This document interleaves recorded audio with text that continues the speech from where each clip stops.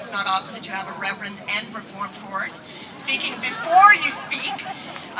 So I'm actually going to improvise a little bit on what I had written and say two things in follow-up to Reverend McKenzie. One is all of those incredibly amazing changes in culture represented by women moving from the public space from the private space to the public space.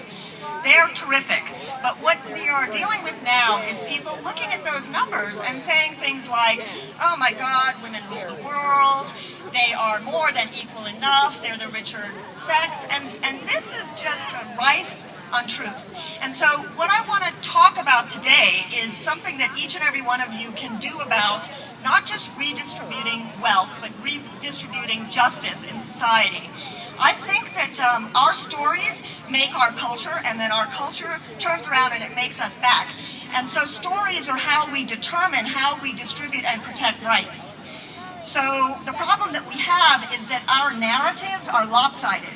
And despite the fact that I don't really care for gender binaries, I don't think they really reflect reality at all, we have what's called a 17% problem. Regardless of what sector of society you look at, women make no more than 17% of our leaders. And in media in particular, we have a cap that lingers around 17 to 20%, not just of leaders, but of the producers of our culture.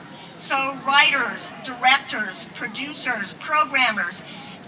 There are no more in any media than 32%, and that's a very big high. Usually it lingers around 17 to 20. And so when we're consuming media or we're watching movies, we're seeing an extremely unbalanced representation of reality. In movies in particular, we have 4 out of 5 protagonists of top-grossing movies being men. Now, I have no problem with men. I love men. I particularly love my husband, who's sitting over there. But this is not about individual men. It's not about whether or not feminists hate men. This is about institutionalized sexism and misogyny. So, in entertainment, media in particular, women are young, they're ubiquitously sexualized, they're isolated, they're portrayed as competitive, and they are literally made into products.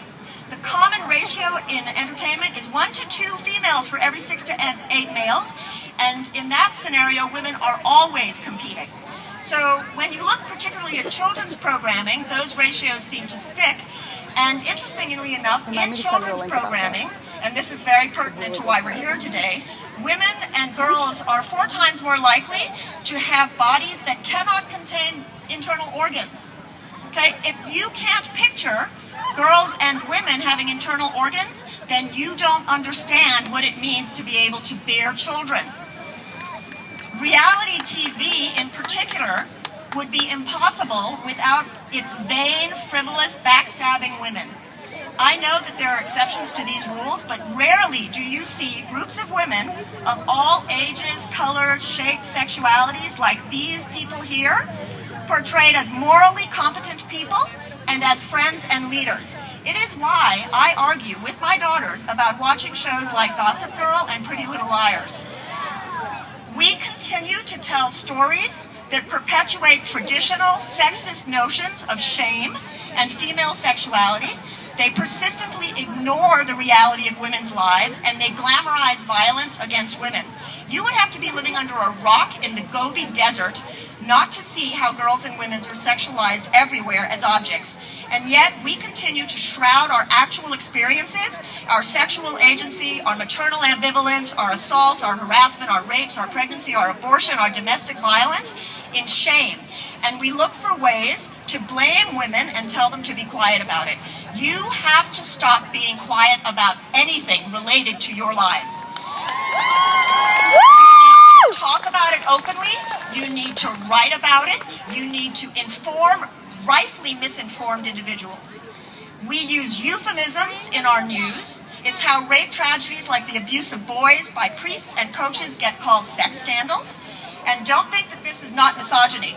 These boys were silenced and the abuse continued because certain people think rape is sex and rape victims must be asking for it, even children. These boys were doubly shamed by being turned into girls. Lastly, we dehumanize girls and women by dissecting them and comparing them to animals. NBC just mastered this in their coverage of the Olympics. This literally means chopping up the bodies of females in imagery and focusing on what society thinks is their valuable body parts. Consider celebrity bump patrols. These are pictures of women's uteruses. Can you imagine entire magazines filled with dozens of pictures of men's testicles, circled in bright red, with headlines like, "Can Chris Hemsworth's sperm breathe properly in there?" Or, "Do Justin Bieber's tidy whities really support his pro-life sperm?" As far as calling women animals, everybody does it. If you do it, consider not doing it. She's a cougar, or a vixen, or a fox. Men are henpecked, on and on and on. During a preview for the show Don't Trust the Bitch in Apartment 21, one of my personal favorites, in a Lowe's movie theater, Lowe's did not want to use the word bitch. They were family friendly in a video voiceover, so they changed the word to girls. The result was that they taught over 400 girls and boys in the theater that girls and bitch were interchangeable, and that in either case they were incredibly untrustworthy. Conservative legislators and media excel at describing women as domesticated livestock. It's very revealing. These animals are docile, dumb, and tame. They are not threatening, they do not think for themselves, and they have sex when the farmer wants them to. The only time they deviate from that is when they talk about women of color. Then they are more likely to be breeding wild animals. So women are consumable resources. They are ultimately sacrificable. Why does this matter? You could just turn off your devices. You don't have to listen to anybody tell you anything at all. It matters because when girls and women are dehumanized in culture, we lose our personhood and our rights become negotiable. When children grow up immersed in environments that do not challenge these ideas, they grow up to be people who seriously believe that rapidly dividing cells in a woman's uterus are persons and should be given full and equal rights under the 14th Amendment. This is not just a war on women. It is a war on critical thinking. It is a war on democracy. Okay? I don't even like using the term women's rights anymore. We do not need to talk about women's rights. We need to redefine what we think of as human. Because right now we have a male norm that is embodied in that building behind me, and it says that women's rights are marginal and tangential to real rights, and that we can trade them away for political talking points. In addition to this, when children grow up immersed in these environments, they grow up to be presidential and vice presidential candidates and nominees who absolutely support these ideas and do not care about the implications for real, individual, fully developed human girls and women who do not conform to their religiously vectored ideas about what makes a female good. I have news for these people. As I wrote earlier this year, I morally object to their consigning me, my daughters, and yours to function as reproductive animals. Just because we can get pregnant does not mean we cannot think clearly, ethically, morally, rationally about our bodies, human life, or the consequences of our actions. Just because they cannot get pregnant does not mean I do not have rights when I am pregnant. Women do not have to earn their birth control or their abortions by getting sick or being raped or being the victims of incest. We know that the personhoods movement is eliminating abortion. That means banning the most commonly used forms of birth control and closing fertility clinics.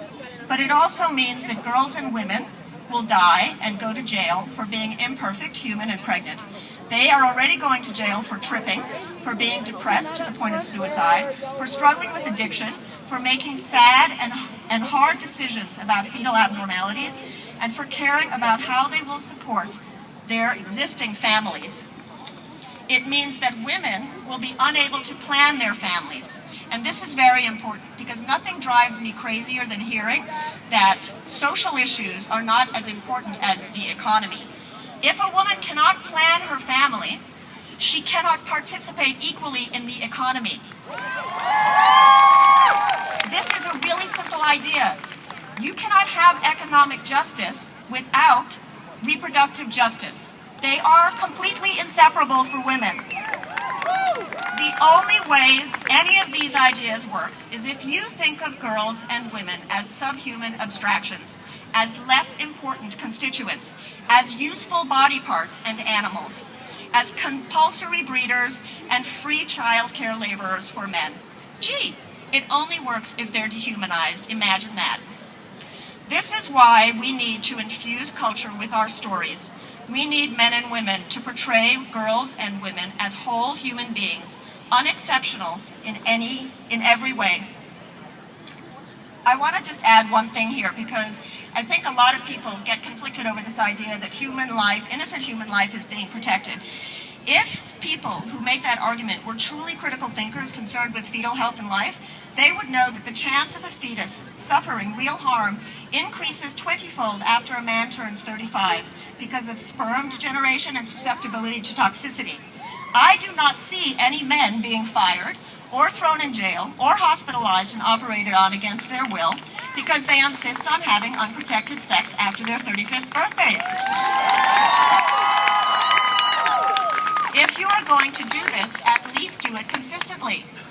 So I'd like to close here to say, please talk and write openly and without shame about your lives.